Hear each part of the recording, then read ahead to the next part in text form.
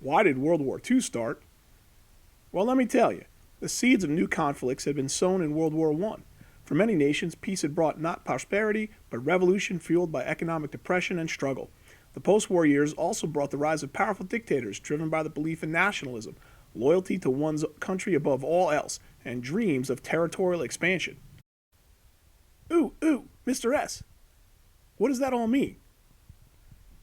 Well, what it means is that instead of securing a just and secure peace, the Treaty of Versailles caused anger and resentment.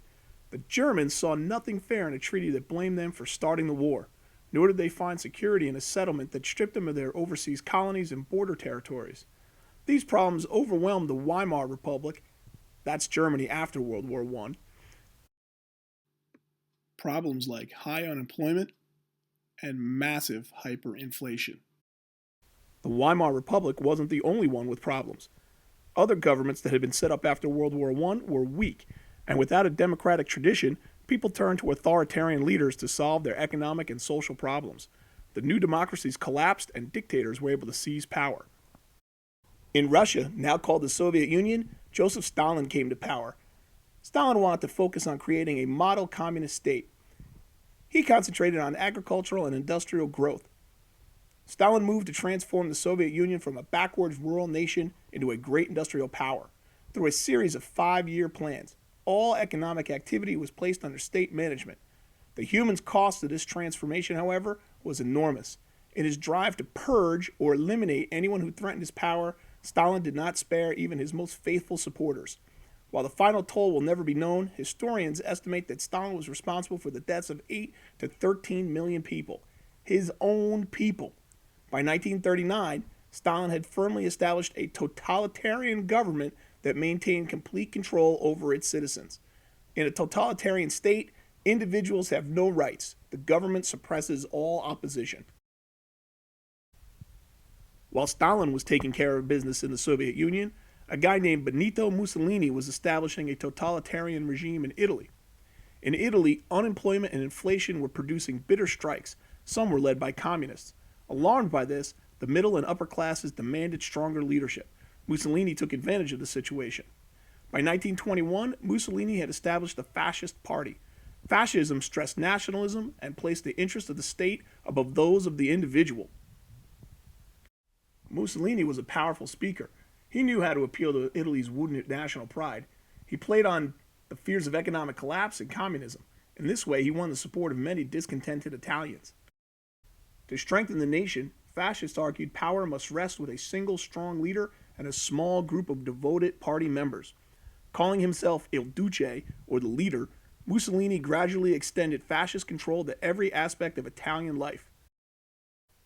In Germany, Adolf Hitler had followed a similar path to power to Mussolini. At the end of World War I, Hitler had been a jobless soldier drifting around Germany. In 1919, he joined a struggling group called the National Socialist German Workers' Party, better known as the Nazis. Despite its name, the party had no ties to socialism. Hitler also proved to be a powerful public speaker and an organizer. He quickly became the party's leader.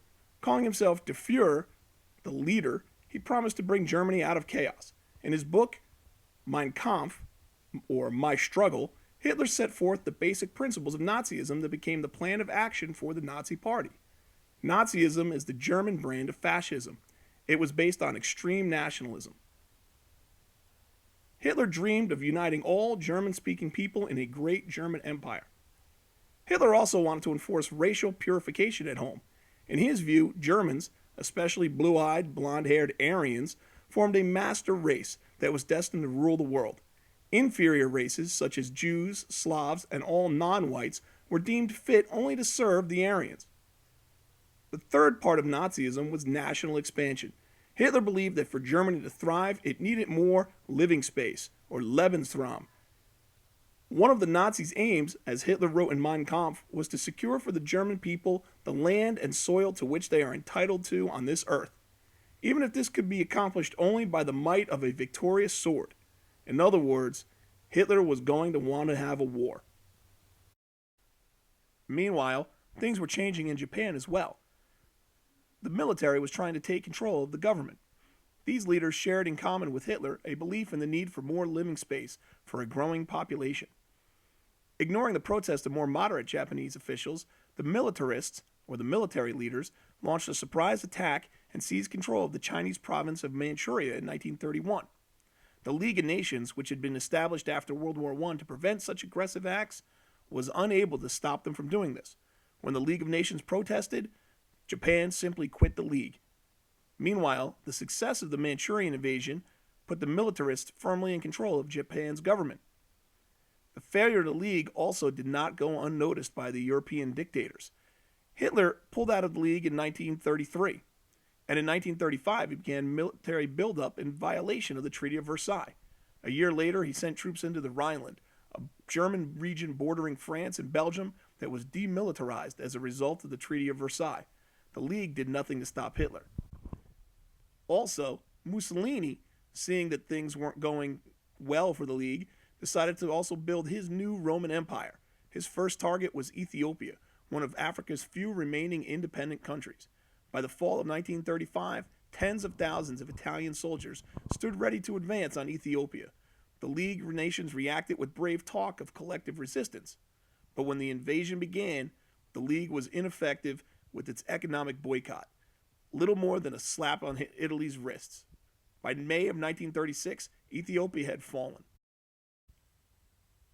In 1936, a group of Spanish army officers, led by General Franco, who was a fascist, rebelled against the Spanish Republic. Revolts broke out all over Spain, and a Spanish civil war began. Some people saw Spain as the place to stop fascism, but it was very limited, and such limited aid was not sufficient to stop the spread of fascism. The Western democracies remained neutral, and although the Soviet Union sent equipment and advisors, Hitler and Mussolini backed Franco's forces with troops, weapons, tanks, and fighter planes. The war forged a close relationship between the German and Italian dictators, who signed a formal alliance known as the Rome-Berlin Axis. After a loss of almost 500,000 lives, Franco's victory in 1939 established him as Spain's fascist dictator. Once again, a totalitarian government ruled in Europe. So how did Americans feel about all these events going on around the world? Well, most Americans were alarmed by the international conflicts, but believed the United States should not get involved. Remember, in 1928, the United States had signed the Kellogg-Briand Pact that said war would not be used as an instrument of national policy, but it did not include a plan to deal with countries that broke their pledge, like Germany and Italy. In the 1930s, most Americans still believed in isolationism. They were going to stay out of foreign affairs. And Americans' growing isolationism eventually had an impact on President Roosevelt's foreign policy. When he had first taken office in 1933, he felt comfortable reaching out to the world in several ways. But that began to change in 1935, when Congress passed a series of neutrality acts, or laws. This was an effort to keep the United States out of future wars. The first two acts outlawed arms sales or loans to nations at war. The third act was passed in response to the fighting in Spain. This act extended the ban on arms sales and loans to nations engaged in civil wars. As time went on, Roosevelt found it impossible to remain neutral. When Japan launched a new attack on China, Roosevelt found a way around the neutrality acts. The United States continued sending the arms and supplies to China. A few months later, Roosevelt spoke out strongly against isolationism. He called on the peace-loving nations to quarantine or isolate aggressor nations in order to stop the spread of war. It seems to be unfortunately true that the epidemic of world lawlessness is spreading. And mark this well, when an epidemic of physical disease starts to spread, the community approves and joins in a quarantine of the patients in order to protect the health of the community against the spread of the disease.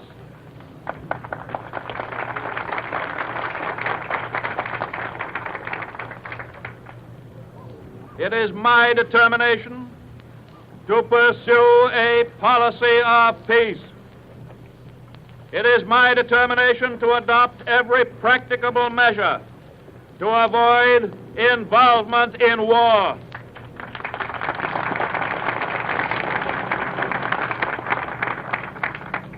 it ought to be inconceivable that in this modern era and in the face of experience, any nation could be so foolish and ruthless as to run the risk of plunging the whole world into war by invading and violating, in contravention of solemn treaties, the territory of other nations that have done them no real harm and which are too weak to protect themselves adequately.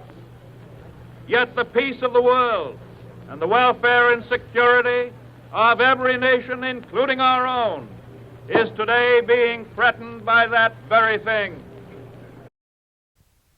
At last, Roosevelt seemed ready to take a stand against aggression. That is, until isolationist newspapers protested, accusing the president of leading the nation into war. Roosevelt backed off in the face of criticism, but his speech began to shift the debate. For the moment, though, the conflicts remained over there.